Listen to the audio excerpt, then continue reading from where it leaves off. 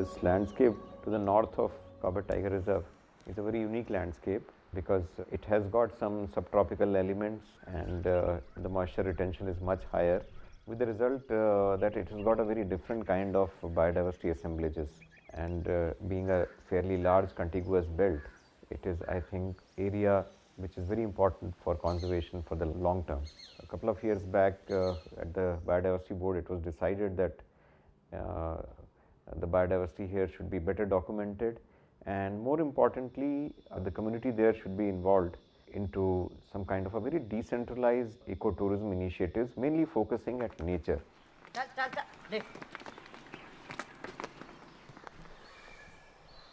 इस क्रम में तितली ट्रस्ट से संपर्क किया गया और तत्पश्चात एक 2 वर्ष का प्रोजेक्ट तैयार कर रतुआ ढाब क्षेत्र जो कि कालागढ़ टाइगर रिजर्व में है, तो वहाँ के युवाओं को ट्रेनिंग का कार्य तितली ट्रस्ट द्वारा किया जा रहा है और बायोडाइवर्सिटी मैनेजमेंट कमेटी को स्ट्रेंथन करने का काम तथा वहाँ की बायोडाइवर्सिटी को एनलिस्ट करने का काम भी बोर्ड की तरफ से तितली ट्रस्ट द्वारा इस प्रोजेक्ट के माध्यम से किया जा रहा है।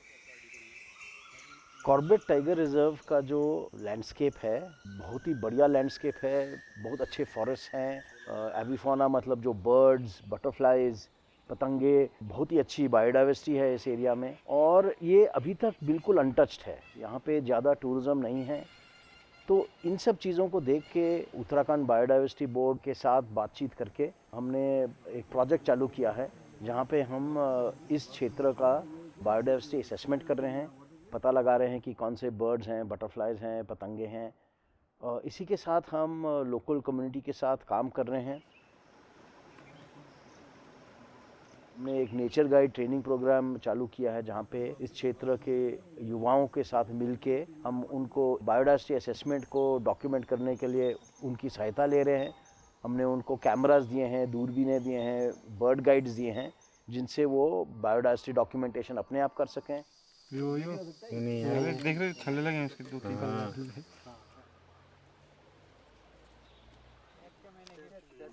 और ये पूरा प्रोग्राम का डिज़ाइन है कि हम हर 3 महीने में एक वर्कशॉप करते हैं जहाँ पे एक्सपर्ट्स आके उनको सिखाते हैं पक्षियों के बारे में, पतंगों के बारे में, सांप के बारे में, मेंढक के बारे में। और हर महीने हमारा उत्तराखंड का एक बहुत बढ़िया बर्ड वॉचर और ट्रेनर है तौकीर आलम, तो हर महीने तौकीर जाके उनके साथ प्रैक्टिस सेशन कराता है उनको 3 दिन के। वो भी है पर मेन पॉपुलेशन माइग्रेट कर रही है वहीं से आता है। सड़क पे था।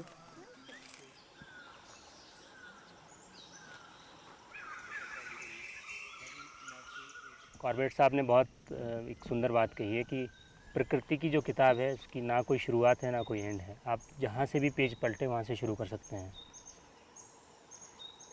अगर मैं यहाँ के पक्षियों की बात करूँ तो पक्षियों में जब बोलते हैं कि नॉर्थ ईस्ट में बहुत अच्छे पक्षी हैं, पर नॉर्थ ईस्ट की जो प्रजातियाँ हैं और जो वेस्टर्न हिमालय में दिखती है तो लगभग ये रतुआ ढाब और कोटद्वार जो बॉर्डर है इससे उस साइड नहीं दिखती हैं। ऐसी कुछ प्रजातियाँ यहाँ पे दिखती हैं, जैसे नेपाल फुलवेट्टा यहाँ पे दिखता है, ब्लैक चिन यूहिना दिखती है यहाँ पे। और अगर मैं स्पेशलिटी की बात करूँ तो चाइनीज़ रूबी थ्रोट माइग्रेट करके आती है, यहाँ पर ब्लू विंग मिलना दिखता है, सिल्वर ईयर मैसिया दिखती है। तो ये यहाँ के प्रमुख पक्षी है। जैसा ही समर शुरू हुआ तो समर विजिटर यहाँ पर आ गए हैं। यहाँ पर इंडियन पिट्टा है, हुडेड पिट्टा है, काफ़ी वॉबलर, फ्लाई कैचर और मिनीवेट्स यहाँ पे दिखते हैं।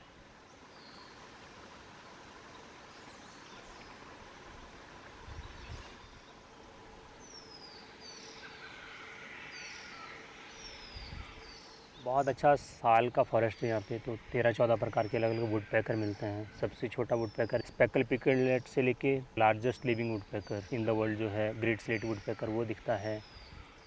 जब हम विंटर में यहाँ पे आते हैं स्पेशली तो थ्रू द डे आपको पक्षी देखने को मिलते हैं और पूरा एकदम रिच एरिया है। छोटे छोटे मिक्स हंटिंग फ्लॉक मिमिक करते हुए पक्षी, बड़ा न्यूमरस प्लेस है ये।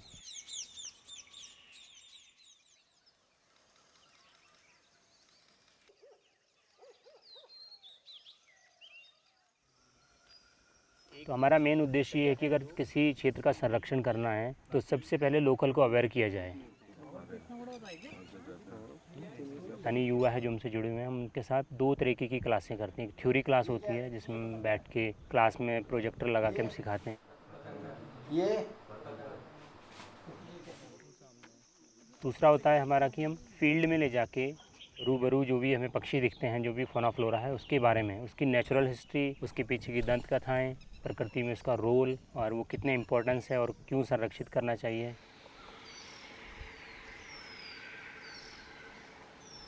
सारी कुकू ये जैसे जैकोबिन है और ये सारी और इस ट्रेनिंग की अच्छी बात ये है कि इसमें महिलाएं भी पार्टिसिपेट कर रही हैं और अभी तक ऐसे कम्युनिटी प्रोग्राम में बहुत कम महिलाएं हैं जो गाइड बन के निकली हैं या पार्टिसिपेट कर रही हैं।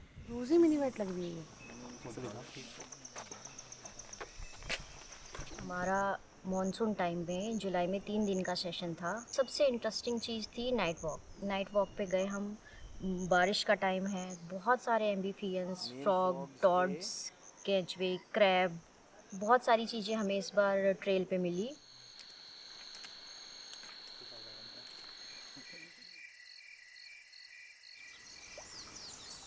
हमारी ये कोशिश है कि हम यहाँ का जो हेरिटेज है, स्पेशली इस लैंडस्केप का, उसको समझें और हेरिटेज के टूरिस्ट भी यहाँ पे आएँ।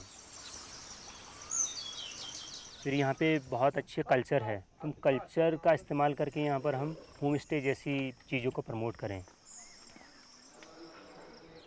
मेरे होम स्टे का नाम the Corbett Raje home stay है and as a home stay मैं यहाँ पे एक ट्राई करता हूँ कि मैं नेचर ओरिएंटेड होम स्टे उसको करता हूँ एंड लोकली प्रमोट करता हूँ उसको। लोकली इन द सेंस कि लोकल फूड प्रोवाइड करता हूँ मैं वहाँ पे। नेचर ओरिएंटेड एक्टिविटीज़ रखता हूँ जिसमें कि जो गेस्ट आए हैं उनको एक apart from like all the noise and everything, उनको एक नेचर से कनेक्ट होने का भी मौका मिल सके, जिसमें मैं उनके लिए एक बर्डिंग एक्टिविटी रखी है, नेचर वॉक एक्टिविटी कराता हूँ। जिनको नेचर पसंद है, जिनको नेचर वॉक्स करनी है, बर्ड्स देखनी है, इवन जो नॉन इंटरेस्टेड बर्डर्स हैं उनको भी धीरे धीरे रुझान आ रहा है, तो जब वो यहाँ से जाते हैं तो उनका भी एक बर्ड्स पे थोड़ा एंथुजियास्ट हो जाता है।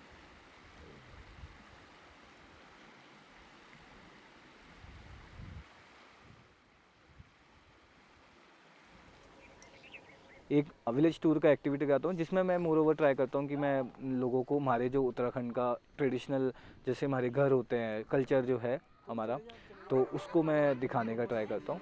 तो ये इसको बोलते हैं white cap water rat star. White cap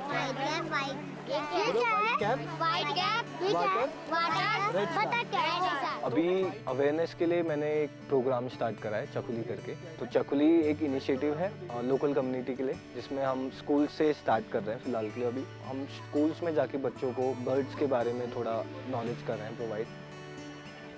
even जो लोकल वुमेन है इनका पार्टिसिपेशन काफ़ी अच्छा रहता है, तो उनको बर्ड्स के बारे में पता है, वो उनको पता है लोकल नेम क्या है उनका, सबका है, तो वो थोड़ा इंटरेस्ट लेती हैं कि हाँ हमें भी जानना है, तो उनको भी मैं लेके जाता हूँ। तो एज एन उनके लिए रुझान बढ़ रहा है देख देख के, क्योंकि उन्होंने इससे पहले आज तक कभी नहीं देखी थी। तो अभी वो देख रहे हैं कि हाँ ये कुछ नई चीज़ हो रही है, तो उनको भी इंटरेस्ट आ रहा है। उनको ये चीज़ पता है पहले से कि ये कौन सी चिड़ है, इसको क्या बोलते हैं, ये क्या हरकत करती है।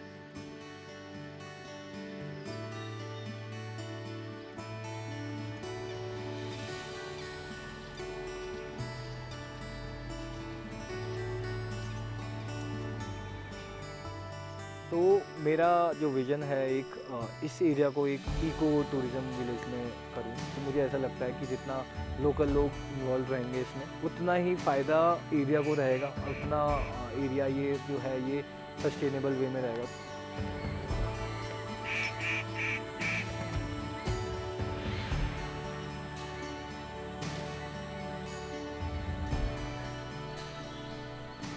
दिसंबर 2024 में इस लैंडस्केप में पहला नेचर फेस्टिवल कर रहे हैं, जिसे हम फर्स्ट कालागढ़ नेचर फेस्टिवल बुला रहे हैं। ये फेस्टिवल कम्युनिटी ही ऑर्गेनाइज कर रही है, कम्युनिटी लेड फेस्टिवल है। मई जून में अरब मई जून में पानी छह ही नहीं सूख जाने नदी, तो मतलब पर्यावरण में चेंज हो रहा है। और इसमें हम लिमिटेड नंबर ऑफ विजिटर्स को बुलाने वाले हैं, जो यहाँ के नेचर, कल्चर, खाना सबको आके एक्सपीरियंस करेंगे।